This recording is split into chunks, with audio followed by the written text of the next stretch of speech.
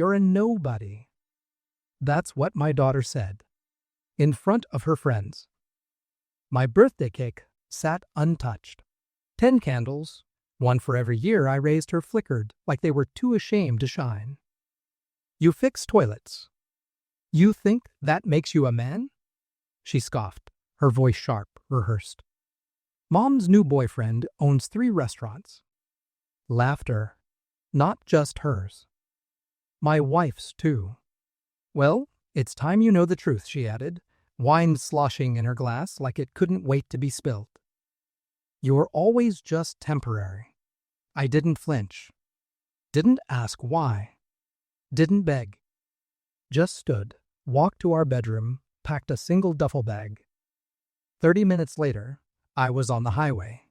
The phone started buzzing at mile 10. 29 missed calls. And I hadn't even started. I met Claire when I was 23. She was the dreamer. I was the fixer. That's how we worked. I built the life she imagined. I laid tile while she decorated kitchens we barely afforded. I skipped nights out, worked double shifts, and fixed other people's toilets to keep our lights on.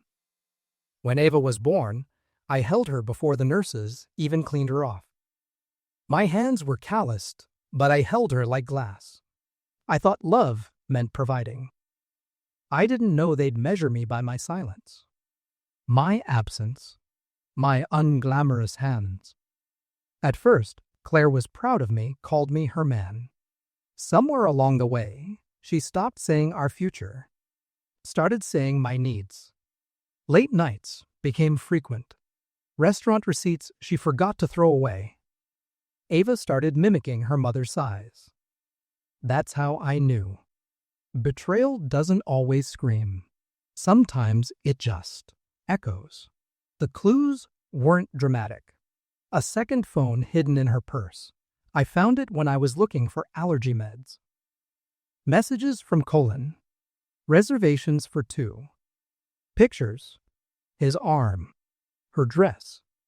Their smiles. I didn't confront her. That's not who I am. I watched. Waited. Memorized.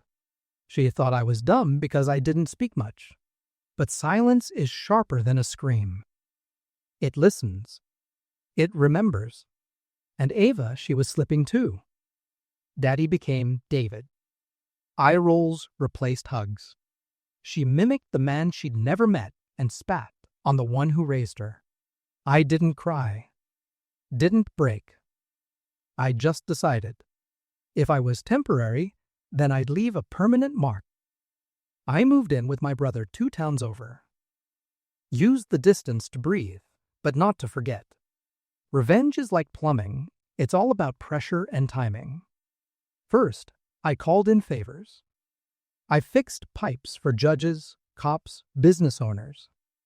People owe you when their lives flood at 2 a.m. I asked quietly.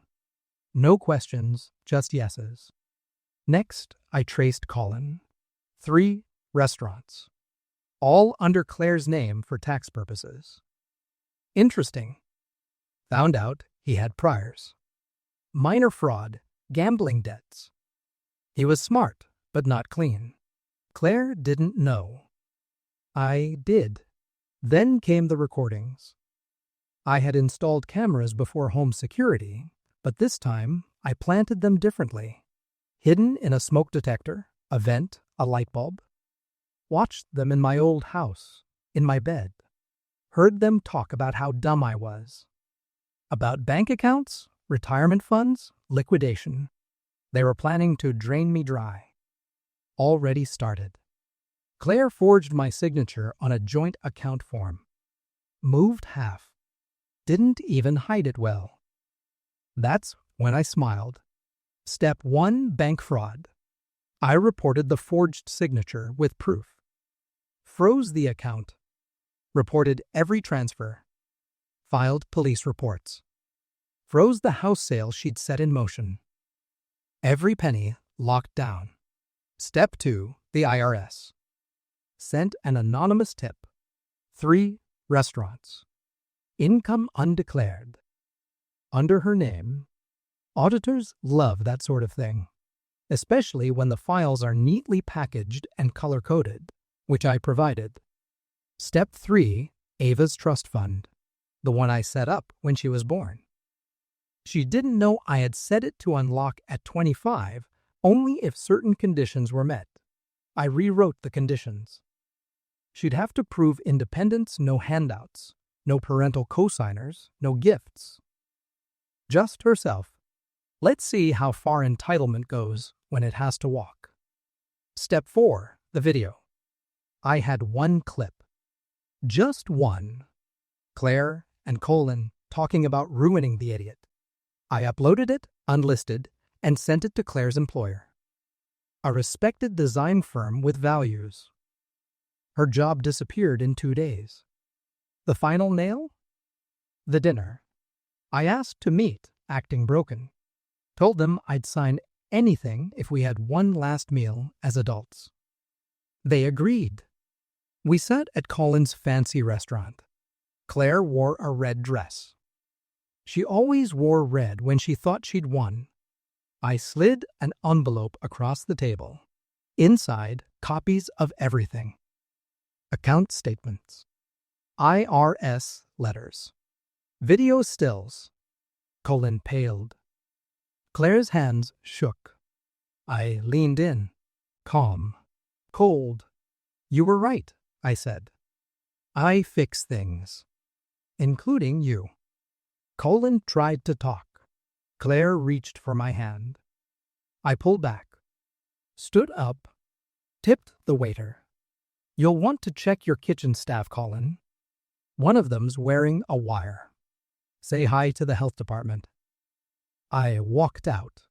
Their voices didn't follow. Only the silence. My silence.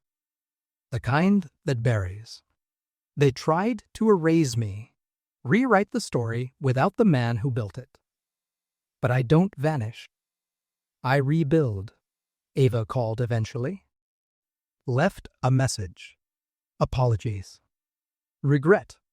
Maybe real, maybe not. I didn't call back.